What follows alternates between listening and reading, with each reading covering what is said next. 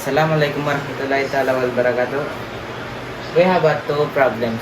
Number one is convert the decimal number 255 to binary.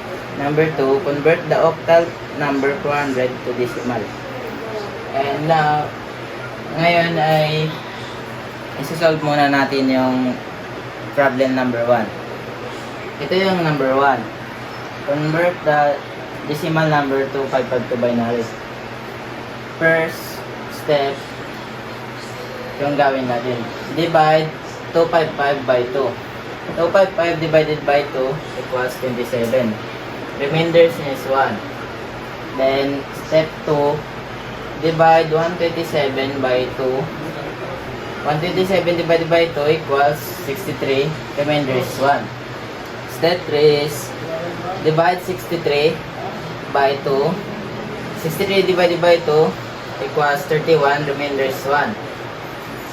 Step 4 is divide 31 by 2. 31 divided by 2 equals 15. Remainder 1. Divide 15 by 2. 15 divided by 2 equals 7. Remainder is 1. Divide 7 by 2. 7 divided by 2 equals 3. Remainder is 1. Divide 3 by 2. 3 divided by 2 equals 1. Remainder is 1. Divide 1 by 2. 1 divided by 2 equals 0.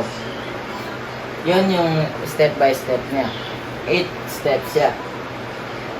Kung hindi pa lalabas ng 0, hindi pa siya mag-error. Tapos ito yung binary representation. 1, 1, 1. Ganito yung pagbasa sa kanya, pataas. Ganyan yung pagbasa sa kanya, pataas. Dito, taas. Pumunta sa pataas. 1, 1, 1, 1, 1, 1, 1. And number 2 problem is convert the octal number 400 to decimal. Step 1 is break down the octal number. 4 times 8 power of 2 plus 0 times 8 power of 1 plus 0 times 8 power of 0. Step 2 is calculate its term. First, bring down the 4 times and calculate this. 8 power of 2 equals 64. Bring down plus 0 times 8 power of 1 equals 8. Plus bring down 0 times and then 8 power of 0 equals 1. Step 3 is simplify. 256 plus 0 equals 256.